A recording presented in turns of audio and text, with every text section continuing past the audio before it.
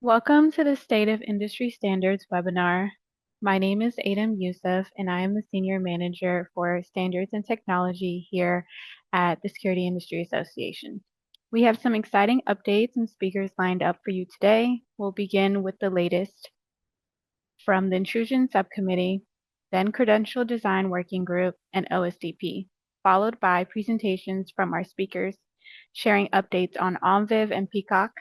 To kick things off, I'll pass the floor to our Intrusion Subcommittee Chair, Boris, who will share what's new and upcoming in Intrusion.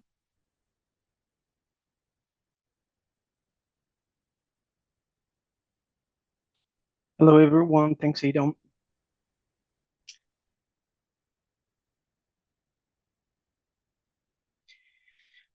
My name is Boris Stern. I'm chair of CI Intrusion Subcommittee. I'm very pleased to spend some time with you today and share some update about our working group, the standard we oversee, and we will do a particular focus on the DC09 standard.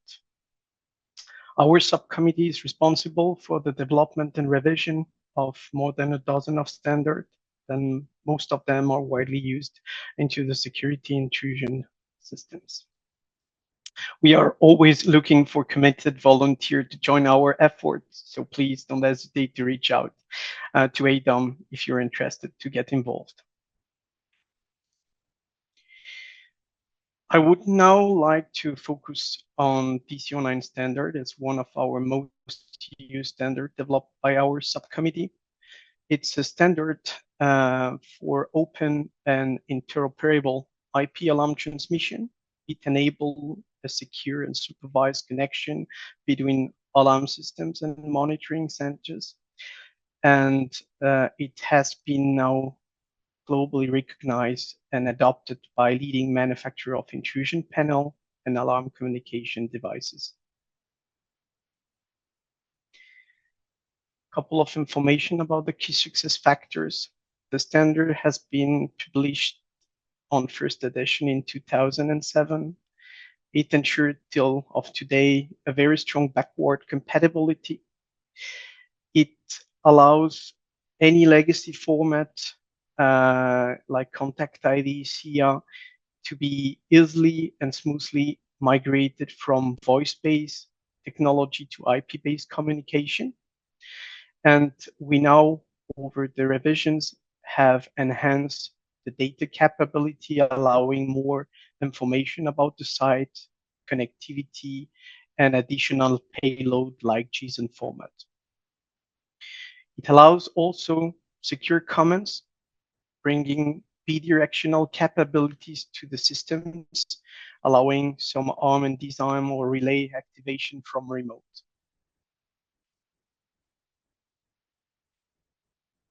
Quick highlights now on the 2026 revision that will be published today or tomorrow into the SIA store. This new revision has been ANSI approved. It allows and facilitates commissioning of system with automatic encryption key rotation. We have worked deeply on security enhancements around the standards to fulfill cybersecurity threat. We have now additional use cases and example to bring more comprehensive framework. And our ongoing 2026 revision is also ongoing to be an IC standard as a new proposal.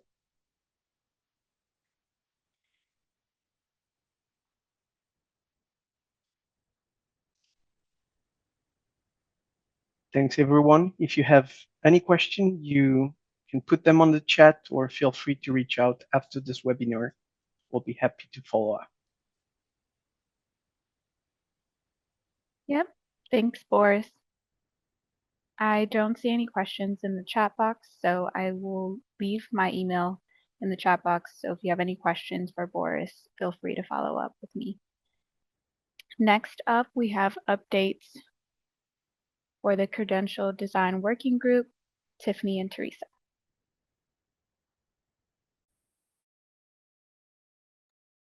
Hello, everyone. Good afternoon, good morning. So we are pleased to be here, Tiffany and I, So Tiffany and I co-chair the Credential Design Working Group that we started about officially a year ago. All right. So just high level, what the purpose of the working group is for. It was specifically established under the standard committee to develop a standardized best practice when it comes to corporate ID credentials. We wanted to cover the physical part, from ranging from the card body structure, printing, security design, usability, and anything kind of relate to it. We try very hard not to boil the ocean, because when it comes to a credential, we can touch many, many things. And we have a group of, I would say more than a dozen people regularly meet, and we did to discuss different part of our credentials, and then we join our forces to compose this best practice guide. So for now, the phase 1 of this standard guide is on the physical credential. We do touch on the need or consideration for mobile, but we don't have a specific guidance applied to mobile. But we definitely talk about mobile credential migrations and what we need to take into consideration. So we published the guidance yesterday. It's free resource for member, non-member, available online. I'm going to give it to Tiffany to talk about a high level what this guide, 72 pages guidance covers. Thanks, Teresa. If you can't tell, we are super excited to finally have the design guide published. It took many meetings, and I want to just give Teresa and the whole working group major kudos, because it was a ton of work and effort. So we're very excited. The guide itself is meant to be an easy to read, clear, valuable set of best practices that will guide organizations through the entire credential lifecycle, from the moment the identity is verified to issuing it, to using it, and then even, retiring it and destroying it. The document is very extensive and thorough, as Teresa said, 72 pages of pleasure reading there, covering everything from basics to what types of credentials exist today, as well as digging deeper into key areas like identity proofing and credential topology. You'll see sections on card printing, the types of printing technologies that are available, best practices for which to use when, depending on what type of card you have or what your design might look like. We also touch on usability features that covers some common issues, users experience using different types of technologies, and then how to design your badge to make that more user-friendly. We even go into some things like photo and text size recommendations. So again, a lot of practical, useful information for organization. There's also a section on security features and counterfeit measures that exist today, and we touch on data security, card stock management. There's just a slew of information, very comprehensive. So again, we are so excited. As Teresa mentioned, mobile is out of scope for this particular document, but as she mentioned, and a good plug, there will probably be a follow-up to include mobile. So look for that. But for now, this is solely around the physical credential. And again, we spent a lot of time of it. So organizations can plan to use this as a roadmap for creating secure, durable, easy to use credentials for whatever needs their particular organization has. And with that, Teresa, I don't know if you have anything to add there. Yeah, I didn't put in the list, but there are other things that the guide covers. I like the fact, for example, that how we structured it. Like, we recommend, for example, the badge should have an expiration date, and why. Why is a square photo better than a circle photo? And we come up with justification to help practitioners to justify certain decision. Oftentimes, they will pick a choice and they need to defend it, and they don't know how to defend them. So I really like the fact that the way that the group did is structuring and how to help the practitioner justify the choices, or understand what gain or what end they can achieve by with following those guidelines. And we gave them ammunition to justify the decision. One that I'm really excited about is that we have a long section on biometrics. How to use it, because if you take pictures, at some point you're going to use it for biometrics.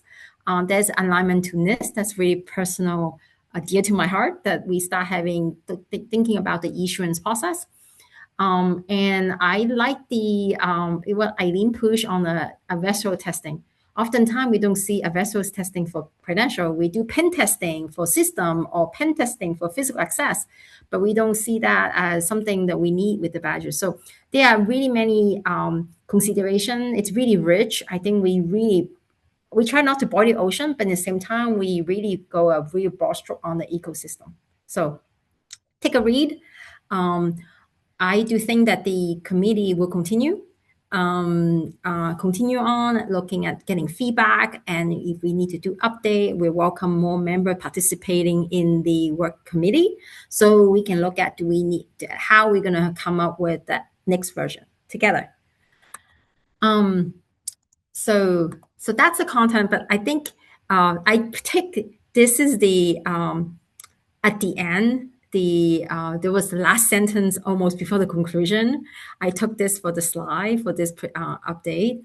I think this sums up what's happening with the corporate ID credentials. It's because it was such a fragmented thing. We never really say what's the baseline look like, what good look like, officially documented in the vendor neutral format. But we feel like there's a standard that is achievable. It takes time to align, and that we will start. But then, if the organization start implementing the best practice, we'll get there. I think that we shouldn't give up the fact, it's fragmented, everybody do whatever they want. I think there is a way to make badge that really a critical component, a better, more effective component in your security posture in your organization by adopting some of these best practices, one strategy at a time, one enhancement at a time, and yet become a cohesive strategy for the improving security posture of the organization. So we believe this work is foundational. It's great to have it. We always talk about, I think Tiffany and I was like, keep saying, but we didn't have this before. This never have a guidance for this before. Say, yes, the whole guide didn't exist before. It's unique in its kind. And we're excited that in one short year, we come so far in doing it. And honestly, it's teamwork. Everybody contributed and do the work to make it happen.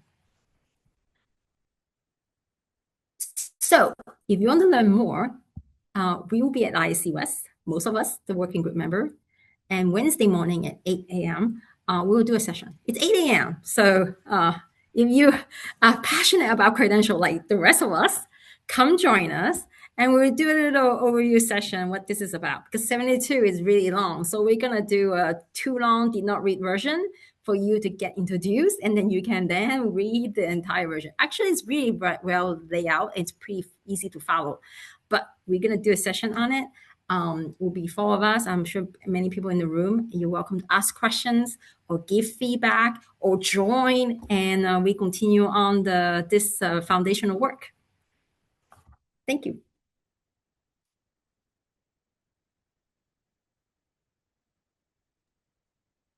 And then the next speaker. Thanks, Teresa. Opening the floor for any questions. Okay. Hearing none. Next, we'll have what's new and upcoming in OSDP from John and Constantine. Awesome. Yeah.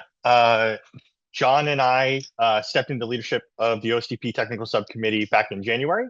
And, we want to start off by acknowledging the work that's brought OSDP to where it is today. Acknowledge that Secure Channel did change the industry, but OSDP is no longer emerging. It is established. We're no longer questioning, will OSDP succeed? We're questioning, what does maturity look like? And today we want to talk about the direction of the committee, not just maintaining OSDP, but strengthening it, tightening it, and preparing OSDP for what's next. Not just today's threats, but tomorrow's expectations. And I think that kind of guides this presentation. So John, I'm going to pass it off to you to start us off. Yeah, thank you, Constantine. So OSDP has successfully transformed the industry by making encrypted communication the standard for readers and controllers. Now that secure sessions are the expectation rather than the exception, our focus must shift from simple adoption to total consistency. True maturity in our security posture means that encryption is never conditional or dependent on vendor interpretation, but rather a universal constant. OSDP Secure Channel set the stage by normalizing encrypted sessions, but OSDP Secure Channel 2 marks a major step forward in our technical posture. By adopting AES 256 GCM and eliminating the risks of installation mode, we aren't just checking a compliance box, we're actually aligning with the latest NIST standards to harden our defenses today. Most importantly, we're building a secure channel that can evolve into the post-quantum world. Security first means evolving before we are forced to, which is very important. And then Constantine? Yeah. Again, encryption alone does not guarantee security. Security weakens when implementations vary, and that's why we have the OSDP verified program. If command behavior differs across vendors, if error handling is inconsistent, if device expectations are ambiguous, then integration becomes custom logic, and custom logic introduces unpredictability. Unpredictability is risk.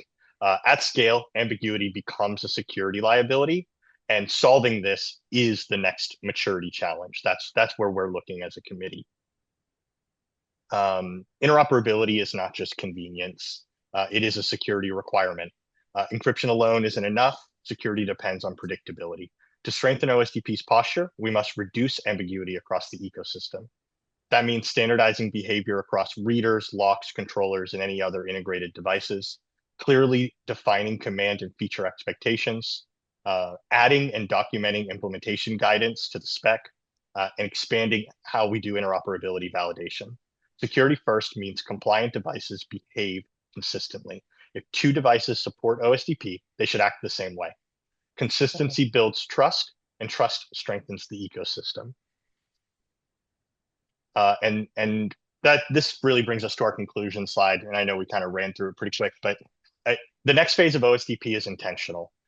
It's about reducing ambiguity. It's about increasing predictability, strengthening implementation rigor, planning for cryptographic agility.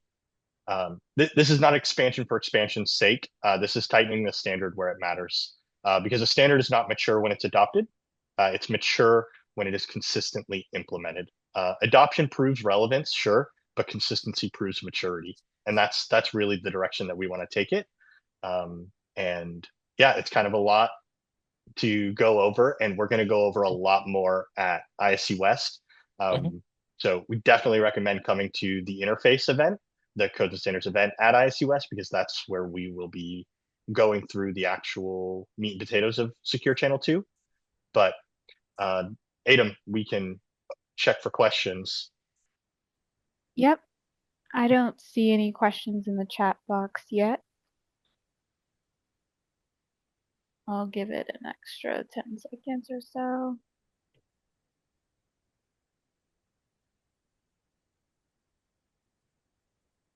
Okay, seeing that there aren't any questions, thanks Constantine and John for your update on OSDP. Thanks, Adam. Yeah, thanks for having us. Next up, we'll have an update from ONVIF.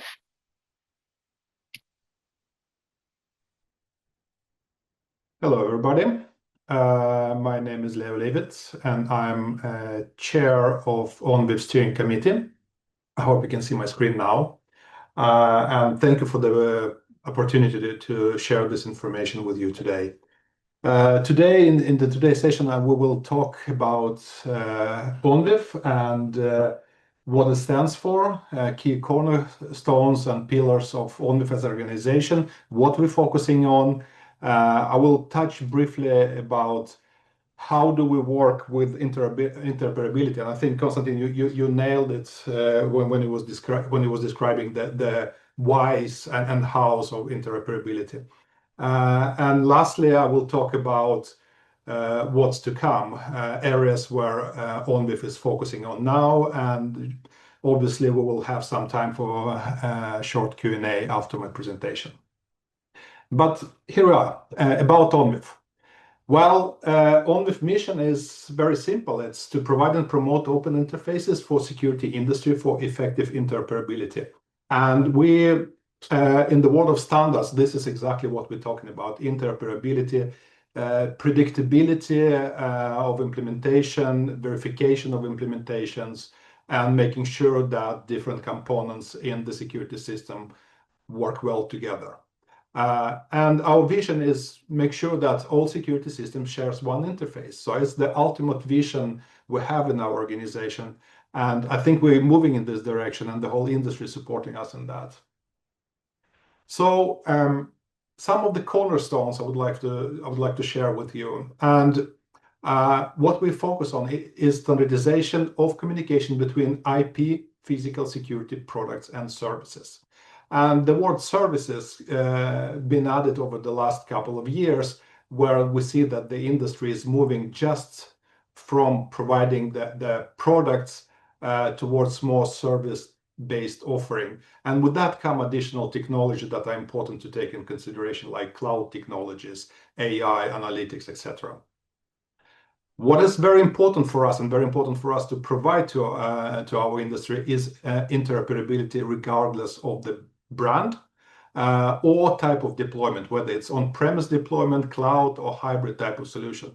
Our vision and the ultimate goal is to provide them interoperability regardless of what brand you're coming from or how your network topology look like. And as an organization, we are open to all companies around the globe and all organizations. And we have both organizational members, institutional members, and enterprise members located around the globe. So we can divide ONVIF work in 4 different blocks. On one side, we have development of interface specifications. So this is a hardcore development work specifying the interfaces. Once those specifications are done, I will talk about a little bit more about the organization and what part of our organization that this is done. But once those specifications are created,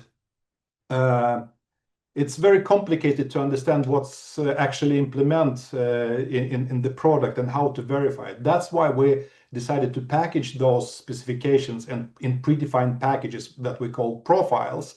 And we provide those profiles and add-ons as a way of bringing the specification to the market. To be able to verify your implementation, we develop and provide to our members test tools to validate the product conformance. So we operate on the terms of self-certification. So we provide the tools for the vendors to certify their products. Once this is done, the declaration for conformance is created and can be uploaded to our ONVIF website, where external parties can access and validate and see what features have been implemented in the product. In parallel with that, and I think this is very important, we work with other international standards organizations such as IC, and also with SIA, obviously, because it's such an important and instrumental part of our industry. If we look at history of ONVIF that been established 2000, over the last years, we've been growing both in terms of members, but also in terms of product that's conform to our standards. And we're super proud to say that this year we hit 35,000 products in our database that are conformant to one or several ONVIF profiles. So if we look at the structure of the organization, we have 4 different committees. Steering committee that I'm heading, it's overall responsible for the organization, for its governance, finances, membership authorization, goals, etc. We have technical committee. This is the committee and the working groups associated with this committee where the network specifications are created. So this is the hardcore R&D department, if you compare that with normal enterprises or normal manufacturers. So this is where specifications are done, verified, and released to the public. But as I mentioned before, the way we bring specification and standards to the markets is in form of the profiles. So we have Technical Services Committee with the working groups connected to it that have a responsibility for creation and maintenance of profile and add-ons. This committee is also responsible for test specification and test tool developments. We also organize plug fests where members can verify their solution against each other and verify the implementation of newly adopted standards. And that's, if we compare that committee with the normal enterprise and development organization, that would be your product management. We also have a communication committee, and it's very simple. It's our marketing function that have a very heavy duty to communicate ONVIF both to our members, but also externally. It maintain the communication tools, our portals, and manages the communication of ONVIF towards the external and internal players. Okay. A little bit about members. As I mentioned, we're open to all the organizations and companies around the globe. We're hovering around 500 members globally at the moment, at different levels. The levels that you can be a member at are full member, contributing member, or registered affiliates of full or contributing members, also users and observers. And those tiers of membership are defined for the members to select what is most applicable for you. If you are a typical user of the standard, you're not participating in their work, but you would love to use and certify your products, probably user membership is more suited for you. But if you are really into this standardization work and want to drive the standardization going forward, probably contributing or full membership is something for you. Right. And again, very proud of this number because I think it's tremendous achievement for the organization and its members. 35,000 conformant products in the database. This is an open database that accessible for everybody. So it's just go to onvif.org, click on conformant product tab on the web browser, and you will see and can search all the conformant products that's submitted to our database. And I think it's fantastic to see how the level of submissions to the database increasing over time, and it's growing exponentially. So it's really something that we believe is a manifestation of acceptance and adoption of the standard. I will talk a little bit about interoperability, but I think it's the previous presenter did a fantastic job introducing that. So we'll try to reiterate it and echo it. So why do we really need interoperability? And I think it's very simple. Now when technological acceleration goes in our industry in more faster and faster by every day, it drives system complexity. If we add on top of that multi-vendor environment that we normally see in enterprise deployment, it does create a system variety. Surveillance systems are often long-term investments. It's massive investment for an user, and everybody wants to secure the investment for the future. And we believe that interoperability helps to solve all those points. Minimize complexity, unify interface, avoid vendor lock-in, but also secure your investment by providing a wider range of players that could support your needs going forward. And in turn, that provides a more cost-efficient system setup. And it also allows you to create a system that's more responsive to your change needs, both in terms of flexibility, but also in terms of applicable solutions that are available on the market to fulfill your developed needs over the future. And that also helps you to secure the development of the system in the future. So not being locked into the one specific vendor gives you a possibility to develop your system together with your needs and not being limited to a specific vendor offering. So what is ONVIF Profile? them. ONVIF as an organization provides a massive amount of specifications. So what we're trying to do is trying to group those specifications in specific profiles. And a profile has a very fixed number of features. Some features are mandatory, some features are conditional, and those features are defined in the profile specifications. So profiles makes easier for practitioners and customer system integrated specifiers to identify compatible products and identify what exactly is supported. So profiles are written in stone, basically. So once it's created, it stays fixed and not changed over time. It does create certain inflexibility, but it does provide backward compatibility and very clear and easy to understand content of feature set for each product. I will talk about how we're solving this problem with profiles being set in stone. Profile and glance, what we have today and what we're focusing on are basically 6 profiles. We have a couple of profiles that we're sunsetting over time, but we do have access control profiles and video focused profiles. And we will continue to work in both areas. So in combination with profiles, we developed the concept of add-on. So what is an add-on? As the name suggests, it's something, a set of specifications that we add on top of a profile that provide you flexibility.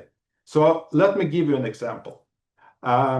If we have, for example, if we have a profile that specifies how you stream video, but you need to make sure that your security elements are fulfilled as well. And as we know, the cybersecurity requirements are developing faster and faster to address newly evolved threats on the market.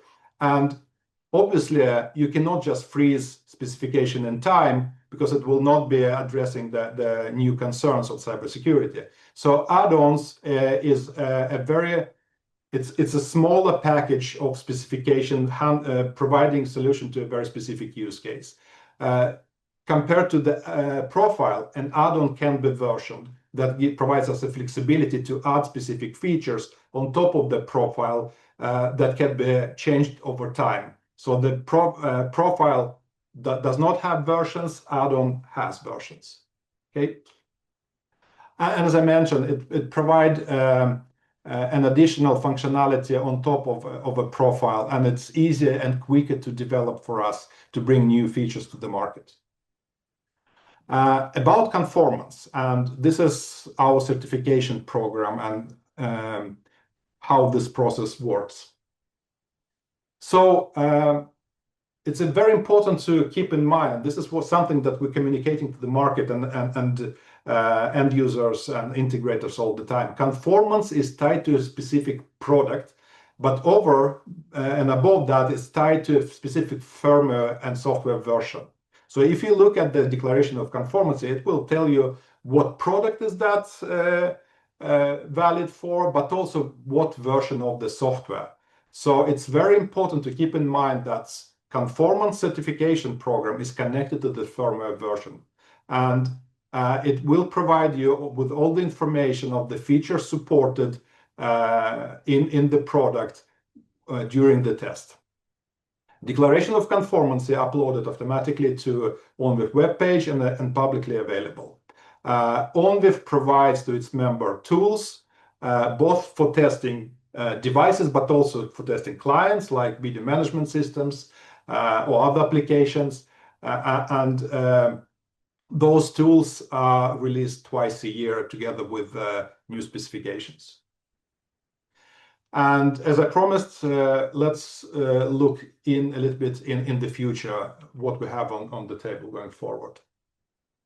Obviously, when we talk about security industry and what standardization want to focus on and need to focus on, it's basically where the industry is going. And a lot of deployments are coming to cloud. And cloud interoperability is going to be more and more important going forward, especially specifically for the video-focused applications, such as surveillance cameras and video management systems. So as a first step, enabling cloud connectivity and cloud interoperability, we are focusing on standardization of authentication, streaming protocols, and recording from device to cloud. So this is the technical specification is done, and we are finalizing the profile specification and test tools, test cases to be released during this year, hopefully. Next topic that I would like to talk about is about media authenticity. So in the era of AI tools, I think all of us have great fun talking to different AI chatbots and a lot of tools available on the market that can help you to unleash your creativity. But that's also poses a risk on security industry because it's never been easier to fake video, and that in turn provide less trust into the whole source of video surveillance. It's the actual media that's been recorded. So our mission is to keep the trust in the recorded video. We do it by implementing media authenticity protocols and working on the algorithms to sign video from the source. So basically, we're adding a digital signature directly at the sensor, and at any given point in time throughout the life cycle of the video content, it can be verified whether it's coming from camera or from video management system, from recording or storage. Okay, so this is something that's we're also working on at the moment, and we're looking to release it shortly as a profile order. Next topic, and I think it's very natural, that's a lot of our work been focusing around video because of nature of our members, but digital audio becomes more and more important for security industry. And we see the need for standardization of digital audio. And this is why we're finalizing the work with audio streaming profile. Okay, so this is also something that we have in works, and if you're interested in participating in this or other activities, please reach out, and we for sure will facilitate the participation in our organization. And we've been talking about AI before, but it's becoming such an instrumental part of our industry and very important topic. So there is a newly established AI working group that looking at defining the use cases for standardization in ONVIF, and the work is ongoing now more on technical level, so it's not profile or add-on work yet. It's more on the technology and technical side, the writing the core specifications. So if you're interested in participating in this activity, you're more than welcome. And how to get involved? Well, as I mentioned, we're open to all the companies that are interested in standardization of IP-based physical security. And what we see who can benefit the most from the membership and active work are manufacturers, end users, and integrators and specifiers. We provide platform for those players to work together, create standards, and utilize our tools to make products more predictable and more open for integration. If you want to know more information, you can read a lot about our organization on onvif.org. You can see the information about our profiles, what conformance means, and find the conformant products. We have a lot of educational videos that can explain more about our work and what different profiles represents. So I really encourage you to take a look at that. And with that, I would like to conclude my presentation for today. Thank you very much. Thanks, Leo. Any questions for Leo about ONVIF? Okay. Seeing that there aren't any questions, thanks, Leo, again for your update. Lastly, we'll have an update on PKOC from Jason. All right. Well, hello, everybody, and thank you for joining this seminar. I certainly have found it quite informative and appreciate all the input from the previous speakers. Today, I get to share a little bit of an update with you on Public Key Open Credential, which is a credential-based standard for the industry. Today is represented by the Physical Security Interoperability Alliance. So what I'm going to do is share the presentation and start off with just a short video. So give me 1 second to get that started with this. Okay, and it looks like sound is not available, so I'm gonna narrate it for you.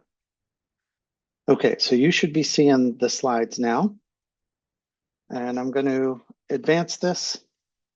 And what you're going to see is basically this video talks about the ability to get away from proprietary or symmetric-based encryption and move to now asymmetric. So that's what Public Key Open Credential does.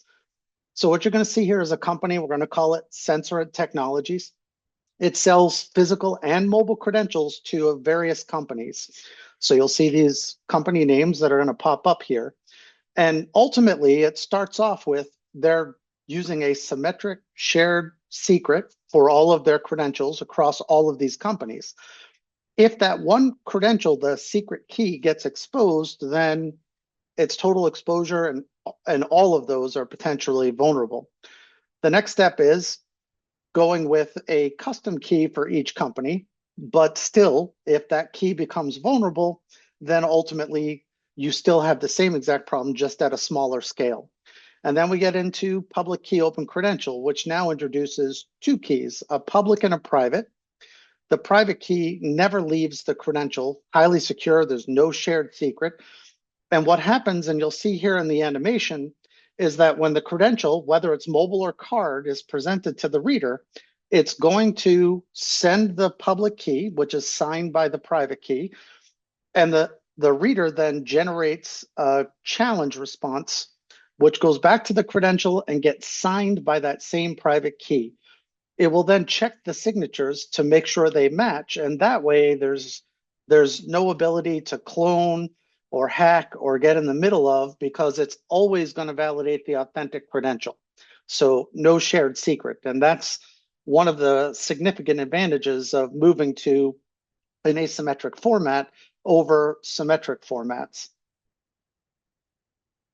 So looking at how that works, the real advantages that this brings, as I mentioned, asymmetric is no shared secrets, right, at all.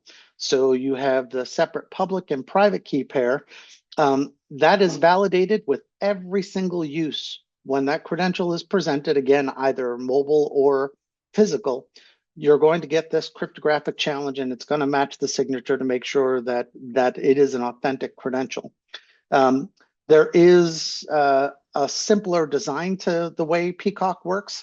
So if you're familiar with like what would be TCP/IP or the PKI infrastructure, which is used for most encryption today, whether it's your online banking, whether you're doing purchases online, right? They're all using PKI as the way of doing the encryption. But the public key, the PK, and then you have I, which is usually the certificate and the signing process, and the PKOC is the public key without all the infrastructure. So it's validating against the signature of the private key without having to put all this extra infrastructure, which makes it simpler to implement, faster to move, and because you're using the standard of a public key, very interoperable.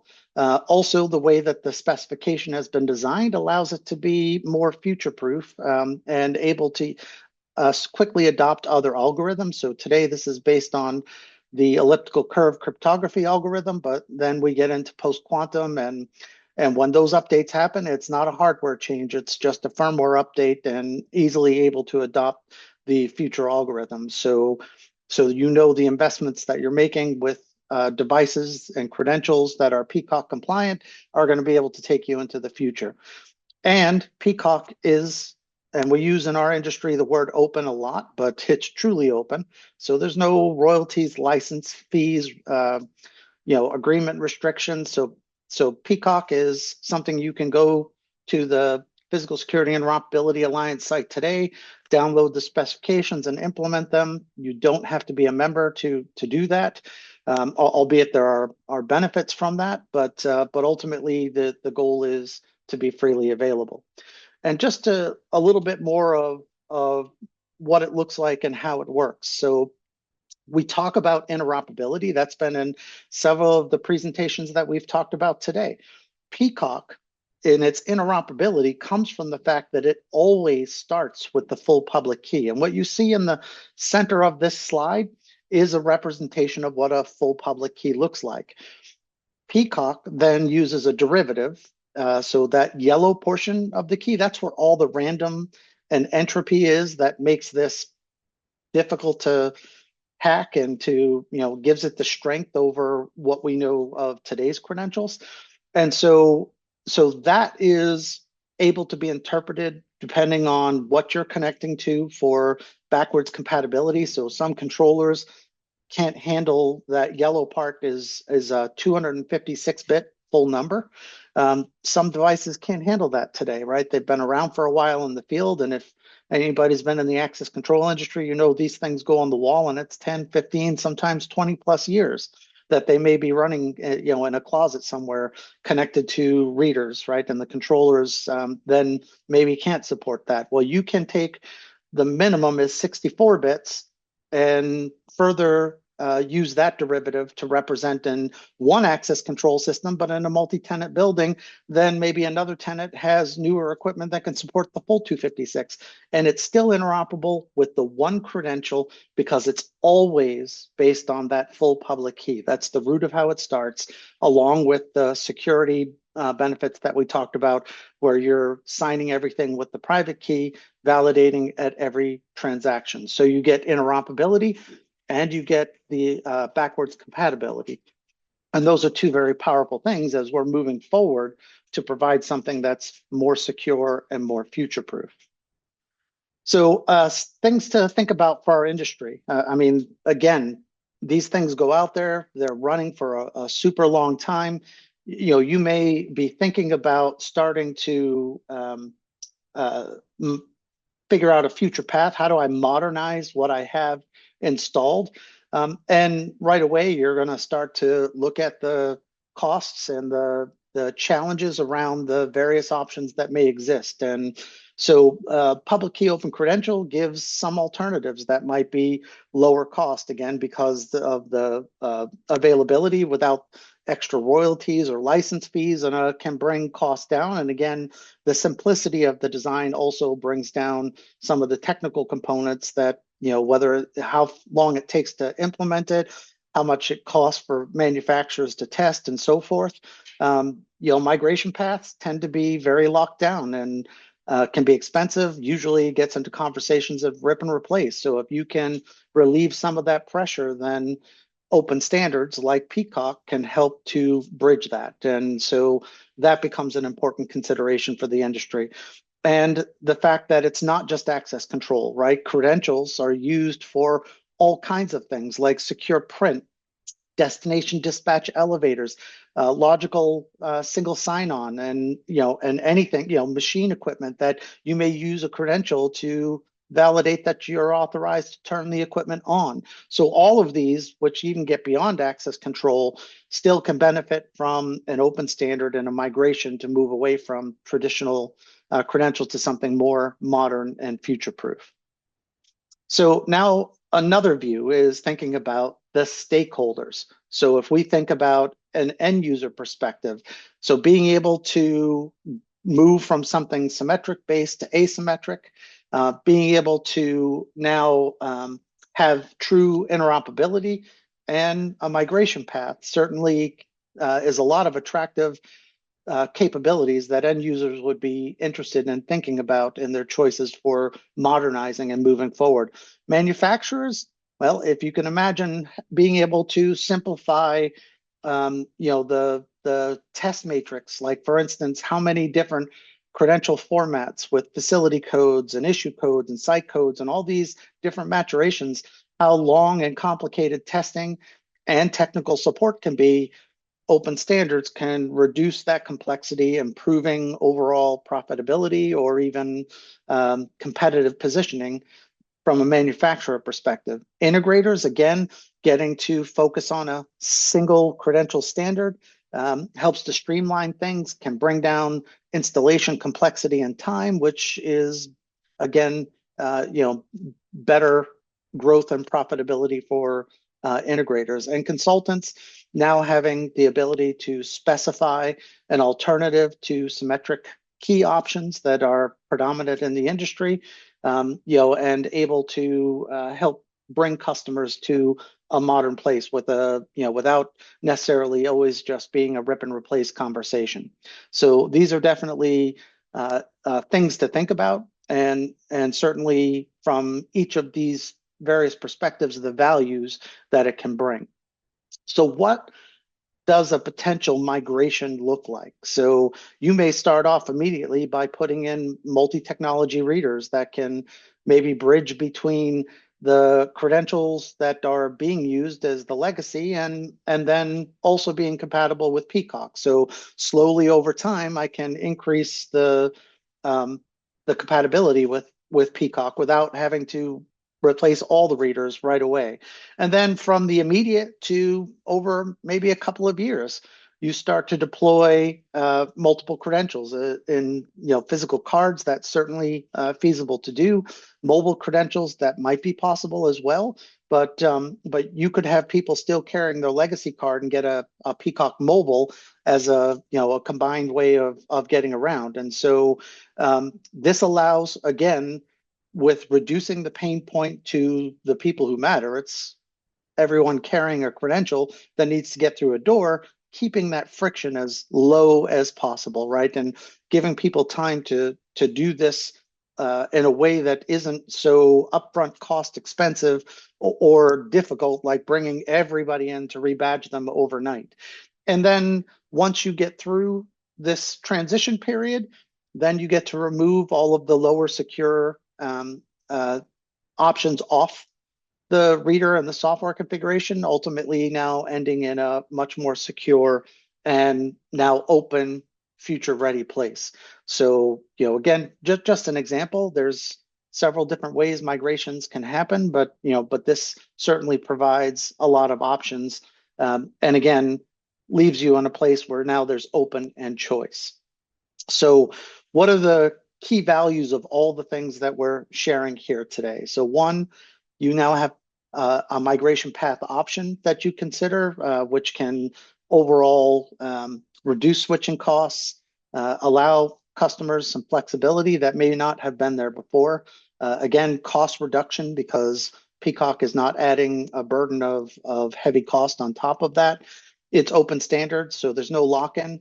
PKOC is available for anybody. If you don't like a particular reader or a particular credential manufacturer, they can go you can get a spec with somebody that you do want to work with, and they can implement it, right, without constraint. So that's a pretty powerful aspect. Even some customers are electing to implement PKOC natively in their own building apps, and so now they get to control that destiny on their own.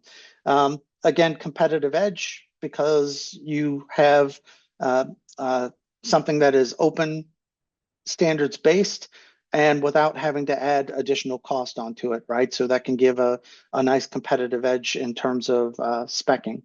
And then it's real, right? So PKOC is running in commercial space today. In fact, the building that I work out of in Palm City, Florida is 100% PKOC, and it's all real commercial, no beta, no pilots. They're released readers and credentials that can be purchased today, right? And there are several customers also now implementing PKOC out in the wild. So this isn't a it's not ready yet, coming soon. This is something that is tangible and can be implemented today. So the other thing which I certainly want to mention here is that PKOC is a great fit with OSDP. I talked earlier, a lot of times with the legacy equipment, and you're going to run into readers that are still based on Wiegand wiring and connectivity, and OSDP provides the secure connection between the reader and the panel. So if you're using PKOC, which secures your credential to the reader, you still want to make sure that you're secure between the reader and the panel, and OSDP fills that in. There's a spec on the physical security interoperability site about leveraging OSDP with PKOC to be able to do that successfully. And then you get all the other benefits of OSDP, like being able to do firmware updates and the extensibility of OSDP. So these two things really can be quite complementary, especially during migration periods. And so just to conclude, if you're interested in PKOC, certainly feel free to reach out. Love to share more details with you. This is sort of a teaser overview of where things are at and what PKOC really is. But you'll find there's a great white paper that gives around 17 different points, and there's a one-page answer for each one of those, and then a deeper dive on other topics if you really want to get into the nuts of how it works. So first off, I want to say thank you very much for those of you that took the time to benefit from this standards presentation, and certainly a big thanks to SIA for sponsoring this. Thanks, Jason, for your presentation. Any questions for him about PKOC?